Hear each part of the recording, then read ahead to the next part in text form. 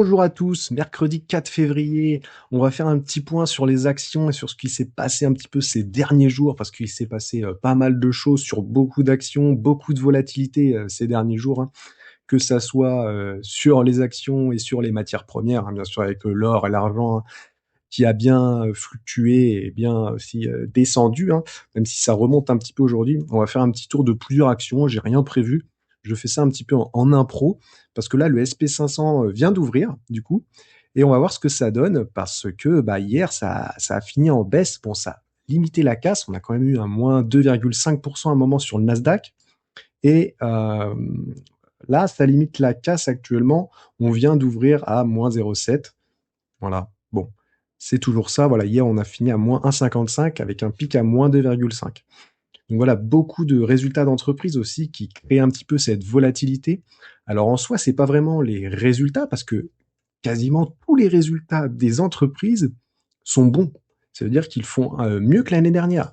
Si on va voir sur ce compte-là qui répertorie tous les résultats, voilà, il répertorie tous les résultats des entreprises américaines, hein, bien sûr, ceux qui dominent le marché, et on voit que presque toutes les entreprises battent leur consensus. Par exemple, Eli Lilly, voilà, qui fait mieux. Bon, Uber a fait moins bien.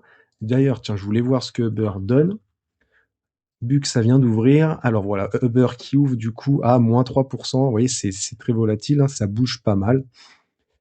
Voilà, Uber qui descend, bon, dommage, elle a loupé donc son bénéfice par action, mais sur les revenus, elle est un petit peu au-dessus, mais c'est très léger.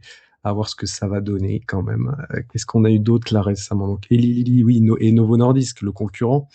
Novo qui a baissé très fortement aujourd'hui, moins 16% actuellement. C'est dommage, elle repère toute la hausse qu'elle a fait en début d'année. Voilà. Elle a été montée, elle était retournée au 400 des caca presque, hein, et ça passe pas. Ça passe pas, un retour immédiatement au 300. On espère encore un rebond ici, mais il y a un moment, voilà, va falloir qu'elle prenne une direction haussière, hein, ça serait vraiment bien. Que fait sa concurrente Eli Lilly? On va aller voir tout de suite. Et ben elle, par contre, voilà, bon résultat, boum, la bite de 8% ses revenus. Elle a pris 9% là, elle prend 9% actuellement. Voilà, sur le 1er janvier, au final, elle est comme Novo, moins 6%. Alors, je ne sais pas si les moins 6 qui a marqué ici prennent en compte la cotation du jour aussi. Je ne pense pas. Donc, je pense qu'elle va repasser en positif. Voilà, Lilly, le concurrent de Novo, vu qu'ils sont américains, bien sûr, ça pump, hein. Ils ont beaucoup moins de contraintes que Novo Nordisk. AMD aussi que je voulais aller voir parce que AMD du coup, elle a sorti aussi ses résultats. Qu'est-ce que ça donne? Il a publié AMD, voilà. Elle a battu quand même, hein, le consensus, hein, donc c'est pas mal du tout, mais moins 12%, voilà. Il y avait en pré-market, donc avant l'ouverture officielle, elle était à moins 7, moins 8, et là, moins 13%, hein. C'est ce qu'on parlait pas mal sur mon Discord, là, juste avant l'ouverture. Et là, justement, ça réagit actuellement, AMD, moins 12%. Voilà, on se demandait ce que Nvidia allait donner. Aussi, vu qu'il y a les résultats d'AMD, qui est le concurrent d'Nvidia, qu'est-ce que ça pouvait donner sur Nvidia? On va aller voir tout de suite. Nvidia, voilà, bon, moins 1,3. C'est très correct, ça veut dire elle n'est pas vraiment corrélée aux résultats d'AMD. Ça ne fait pas paniquer Nvidia. Bon, après, AMD n'a pas eu des mauvais résultats, hein. Je crois que c'est les prévisions qui ne sont pas satisfaisantes pour les investisseurs, hein, bien sûr. Mais, mais en tout cas, Nvidia ne bouge pas trop. Si on va voir le Nasdaq au global, on va dans composition. Si on regarde les variations du jour, on peut aller voir, vous voyez, ce premier bouton, c'est les variations du jour. Là, vous avez variation sur 5 jours et ici, variation au 1er janvier. Donc là, variation de ce qui monte. Voilà, là vous avez le classement en direct, hein, du coup ça varie tout le temps. PepsiCo qui remonte, voilà, la distribution, hein, qui est là, hein, avec Heinz aussi. Apple prend 2% là à l'ouverture, ok. Starbucks, hein, pour les plus connus, voilà, on n'a pas grand chose qui monte très fort aujourd'hui comparé à hier. où on avait encore plus de volatilité. Mais on voit que voilà, il y a Walmart hein, qui a passé les 1000 milliards de capitalisation, voilà, et qui a fait un nouvel ATH, hein, 128 $ actuellement. Voilà, une très très belle action défensive, hein, Walmart, hein, bien sûr le plus grand distributeur alimentaire aux États-Unis. Hein. Si vous allez aux États-Unis, vous verrez un Walmart tous les 3 kilomètres. C'est affolant, tellement il y en a. Et qu'est-ce qu'on a en baisse actuellement sur le Nasdaq Hop, Applovin qui reprend moins 12%, donc AMD, voilà, moins 12. Ah, Take-Two, du coup, ça n'a pas rassuré quand même la news comme quoi hier ils ont dit que GTA 6 sortait bien en novembre 2026, bien sûr, en espérant qu'il ne repousse pas, parce que là, ça ferait vraiment chuter vraiment fort l'action, je pense. Mais l'action revient sur les 200 $. Hein. C'est pour ça que, voilà, moi j'étais très prudent. Je voyais pas mal de monde dans les 250, là, 240. Quand c'était à la TH, en fait, je voyais du monde acheter Take-Two et leur justification, c'était mais parce que GTA va sortir, ils vont gagner beaucoup d'argent. Oui, mais en fait, la sortie de GTA, elle a été pricée tout le long ici, en fait. Tout le long ici, pour moi, la sortie de GTA a été pricée. Et là, on voit bien bon, que ça redescend, même si ils ont quand même annoncé que ils avaient réduit leur perte au troisième trimestre et que le chiffre d'affaires progressait et qu'ils revoyaient leurs prévisions à la hausse avant la sortie de GTA 6. Ils prévoient une prévision à la hausse d'un revenu compris entre 6,65 et 6,7 milliards de dollars.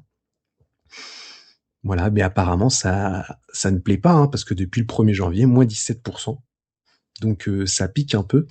On va aller voir le gold, qu'est-ce qu'il donne plus 1,8 aujourd'hui. Il se restabilise autour des 5000. 5000 $, ok. Et le silver, on va aller voir. Hop, qu'est-ce qu'il nous donne? Eh ben, il est bien remonté, hein. Plus 8%. Très volatile, hein, on dirait une crypto. Après son énorme chute de 30% en une journée, c'était quand? C'était lundi. C'était quand? C'était vendredi dernier. Vendredi dernier ici, là, le 30 janvier, vendredi 30 janvier. Voilà, après sa chute dont tout le monde a parlé. Ça a fait très très mal.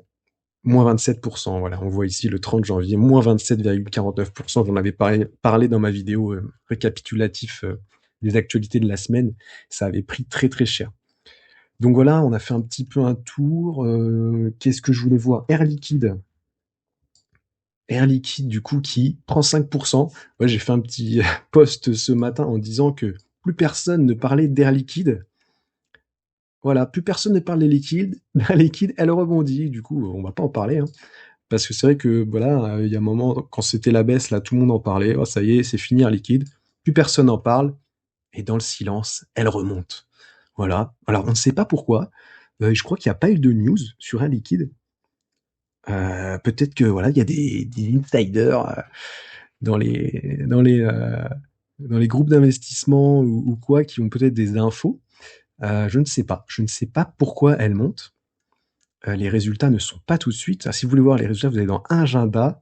Et ici, vous avez, voilà, le 20 février, Air Liquide publie les résultats du quatrième trimestre 2025. Du coup, donc on en saura plus, mais peut-être que ces résultats s'annoncent bons, très bons. Je ne sais pas. En tout cas, on a un pump sur Air Liquide. On a Schneider aussi qui annonce ses résultats bientôt, qui revient sur les 250. On est proche d'un nouvel ATH sur Schneider. Et comme GTT, qui, elle, continue de pousser, hein, même si aujourd'hui ça stabilise, mais hier elle a fait une belle poussée, donc c'est normal, hein, ça va pas monter en ligne droite. De toute façon, GTT n'est pas une action qui monte en ligne droite. Hein. Pour ceux qui la suivent depuis un moment, vous avez bien vu qu'elle fait beaucoup de vagues. Et là, voilà, on arrive sur les 104, on est au-dessus de 180 €, donc c'est pas le moment d'acheter. Hein, on est à l'ATH. On a battu l'ATH il y a pas longtemps là à 186 €. Voilà, un petit retour sur les 160, pourquoi pas pour en racheter. Mais GTT, voilà, c'est des nouvelles commandes. Tous les 2 jours, il y a des nouvelles commandes. C'est une action qui pump très très bien et qui est pour moi une conviction forte à avoir sur PEA, mais je vous invite à vous renseigner. Dans le Stoxx 50, qu'est-ce qu'on a? On va aller voir les variations du jour. Donc Air Liquide est en top action du Stoxx 50. Donc l'Eurostoxx 50, c'est les 50 plus grosses actions en termes de capitalisation de la zone euro, donc des pays en euros uniquement, hein, pas de l'Europe globale. C'est pour ça que vous n'avez pas de Danoises, par exemple, qui sont en couronne danoise. Il n'y a pas d'entreprise anglaise non plus, hein. Voilà, c'est que les pays en euros. Donc on a aussi des Allemandes, hein. On a de l'italienne, hein, Ferrari, hein, qui rebondit aujourd'hui. Hein, petite dédicace aux haters. Ferrari qui rebondit. Elle est à combien du coup? 290. À voir si ça continue, hein. Non, bien sûr, c'est pour rigoler, mais c'est vrai que voilà, on a été beaucoup à acheter Ferrari un peu trop haut. Mais bon, c'est une erreur, on peut en faire, hein. En bourse, on peut pas faire 100% de bons coups. C'est impossible. Celui qui vous dit, moi, je fais que des bons coups en bourse, c'est impossible. Voilà. Mais moi, Ferrari, c'est une valeur long terme et j'y crois malgré cette baisse qui, pour moi, n'est pas justifiée. Donc, je conserve. SAP aussi, hein, qui prend un peu la sauce. Faut que ça tienne les 160 sur SAP, hein. Là, tout le secteur des logiciels prend la sauce à cause de l'IA. Bon, le patron d'NVIDIA a dit que ça ne ferait pas couler les boîtes. Mais apparemment, le secteur s'en fout de ce qu'il a dit. Bon, SAP à surveiller. Il faudrait que ça rebondisse quand même aux 160 euros. Si on reprend le classement du jour, donc Air Liquide, l'automobile qui remonte, bah ouais, mais en même temps, Mercedes, BMW, Volkswagen, tout ça là, c'était un peu à la cave. L'Oréal qui prend un peu, Total aussi, hein, j'en ai parlé, mais là, Total Energy, bon bah, plus 13% depuis le 1er janvier. Elle arrive bientôt à sa date de publication de résultats, le 11 février, hein, dans une semaine. Donc voilà, on va voir ce que ça donne aussi, hein, sur Total. On arrive à 63 euros, on arrive sur ces points les plus hauts, hein, donc à surveiller. À surveiller Total aussi, hein. Je pense que beaucoup en ont en PEA. Mais voilà, c'est une action aussi qu'on garde à long terme souvent, Total, hein. C'est pas une action, hein, qu'on va faire beaucoup d'allers-retours, même si c'est possible de faire pas mal d'allers-retours sur Total entre les 50 et les 60, 65 euros. Ensuite, on a quoi? Bon, après, voilà, il n'y a pas de grosses variations, hein. Même Hermès, du coup, elle est pas. Hier, on a eu une Hermès à un petit moment, je crois, elle est passée sous les 2000 euros. Elle a fait 1999. Voilà, pour ceux qui en voulaient en dessous des 2000, mais bon, avec les frais de courtage, ça vous aurait fait plus que 2000 de toute façon de PRU. Hermès ne veut pas passer en dessous des 2000, vous voyez? C'est fou, hein. Depuis, on va dire, sa belle chute, hein, de juillet 2025, elle se stabilise quand même entre 2000 et 2003. Elle ne passe pas en dessous des 2000. Et je sais que voilà, il y en a qui attendent que Hermès passe sous les 2000, mais non, ça ne veut pas. Ça ne veut pas. Qu'est-ce qu'on a d'autre? Hop, on va aller revoir dans les plus grosses baisses. Donc SAP, ouais, Deutsche Bank, Siemens, Prosus, les banques aussi, je vois, Rheinmetall, Wolters Kluwer aussi qui descend, SML très légère descente, mais bon, SML est toujours voilà proche des 1200.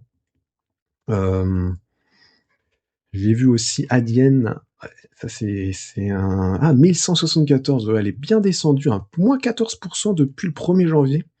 Ouais, faut que je surveille ça parce que là, il y a une opportunité, je trouve, sur Adyen.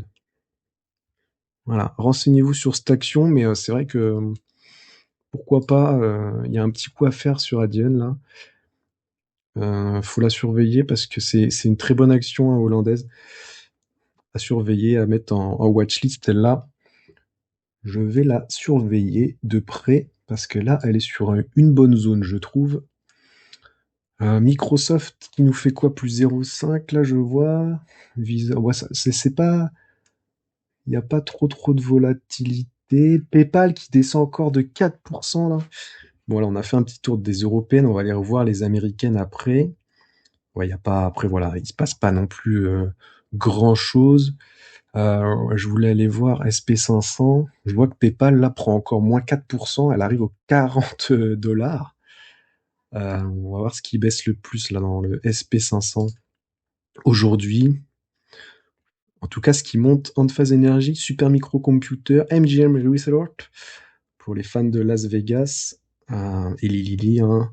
Ok. On a quoi qui monte? Ouais, ok. Qu'est-ce qui baisse? Qu'est-ce qui baisse? Boston Scientific est la plus grosse baisse. Et AMD est la deuxième plus grosse baisse là du jour. Ah oui. Ok, -12. Et ça veut pas remonter, hein. Ça a pas l'air de remonter, hein. Là, il est 15h46. Ça fait un quart d'heure que c'est ouvert. Ah bah, Palantir qui repère toute sa hausse d'hier. Uber, du coup, avec l'annonce des résultats. Oracle qui n'en finit pas de descendre. Booking qui corrige encore. Étonnant quand même, hein. Et PayPal, du coup, hein, voilà, je vais en parler à l'instant. Oh, incroyable. Elle descend là, elle arrive, regardez, si on dézoome, elle est à son prix là oh putain, de 2017, de début 2017, quoi, fin 2016. C'est dingue. Elle est rentrée en bourse en 2015, on revient au prix de l'IPO, on revient au prix de lancement. Elle a un PR de 7,88 là. Ah, PayPal, là, c'est vraiment la chute libre. On dirait qu'il n'y a pas de fond. Elle descend, je sais pas, ça me donne envie de jouer le rebond. Moi, ça me donne envie de jouer le rebond. Je dis, c'est pas possible. Elle va remonter. S&P Global, hein, qui continue aussi de descendre là. Ah, ça continue aujourd'hui. Tout ce qui est descendu hier, j'ai l'impression, ça continue de descendre. J'ai dit quoi d'autre tout à l'heure? Ouais, Tech2, qui est là. PayPal, Booking. C'est Booking. Alors ça, quand même. Booking, ouais.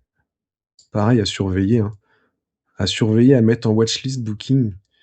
Parce que qu'est-ce qui justifie cette baisse?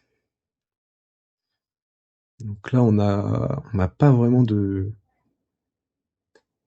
On a un institutionnel là qui passe de neutre à achat sur le titre, mais on n'a pas vraiment de justification de cette baisse, hein. Regardez, moins 9% hier, moins 5% aujourd'hui là. Enfin, moins 3,5 là actuellement. Qu'est-ce qui se passe sur Booking là? Étonnant quand même cette baisse de Booking. On a quoi d'autre là comme action qu'on peut aller voir? Sinon, l'euro-dollar, hein, se stabilise là à 1,18. Après le petit pic à 1,20, on revient sur 1,18. Donc ça, c'est bien pour tous ceux qui ont du SP500 en euros sur PEA, hein, par exemple, ou du Nasdaq, ou tout ça, hein. Bien sûr, ça aide un petit peu là, à stabiliser. On a quoi comme action là qui est en train de souffrir ou de monter?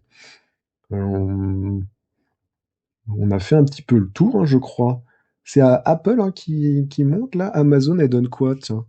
Amazon, je la surveille en ce moment. Qu'est-ce qu'elle donne? Ah bon, elle stabilise.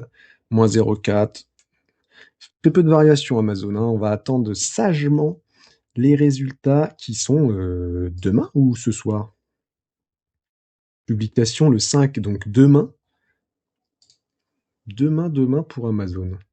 On va voir, hein, elle bouge pas pour l'instant, c'est très stable depuis le début de l'année, plus 2,5. Donc voilà, Amazon, on reste plutôt calme, hein. Il n'y a pas beaucoup de mouvements. On a fait un petit peu le tour, hein, voilà, dans les dernières actualités. Voilà ce que vous disiez tout à l'heure, que le patron d'NVIDIA écarte les craintes du développement de l'IA sur les logiciels. Voilà. Bon, à voir, hein, ça n'a pas l'air de changer quelque chose sur les actions en lien avec les logiciels en tout cas. Et voilà pour un petit point actu, voilà, en direct, là comme ça, sans rien préparer, une petite impro comme ça, si vous voulez voir un petit peu ce qui se passe en ce moment sur les actions, ah bah, je vous conseille le site Zone Bourse. Alors en version gratuite, vous allez être limité en nombre de pages vues quand vous cherchez une action. Par exemple, là, voilà, je mettais PayPal, tac, vous cliquez, vous tombez sur l'action PayPal, vous pouvez voir plein de données, mais vous allez pouvoir visiter, je sais plus si c'est 10 pages par jour, mais différentes. Après, vous allez être bloqué avec la version gratuite. Donc voilà, sinon, vous pouvez prendre un abonnement. Euh, et pour cet abonnement, bien sûr, c'est du 21 € par mois si vous passez par mon lien. Et 36 € pour la version premium. Vous aurez accès à un screener, etc. Beaucoup plus de données pour la version premium. Donc ça peut être très intéressant si vous faites du stock picking. Et si vous passez par mon lien, hein, vous pouvez aller dans mes posts marquants ou dans mon lien, et ensuite vous m'envoyez un message privé, et je vous rembourse votre premier mois. Donc si vous avez pris l'abonnement Access avec mon lien, ça vous fait 21 € par mois, mais vous payez un an directement en fait. Je vous rembourse 21 € pour l'abonnement Access et 36 € pour l'abonnement Premium. Donc venez en message privé dès que vous avez pris l'abonnement avec mon lien. Voilà, et merci à tous pour les 20 000 abonnés sur X, hein, parce que bon, là je fais la vidéo pour YouTube, mais je sais que vous êtes bien plus nombreux sur X. Peut-être qu'il y a des gens qui me connaissent que de YouTube. Eh ben, je suis sur X, hein, et j'ai atteint les 20 000 abonnés en 3 ans. Les 3 ans et 20 jours exactement. Et merci à tous, hein, ça fait vraiment plaisir d'atteindre cette barre des 20 000 abonnés, même si je ne fais pas la course aux abonnés ou quoi que ce soit, mais ça fait vraiment plaisir de, de partager avec vous cette passion de la bourse. Voilà, je vous dis à la prochaine et à samedi pour une vidéo récapitulative des actualités de la semaine, et on va voir si PayPal descend en dessous des 40 $ ou pas. Ciao tout le monde.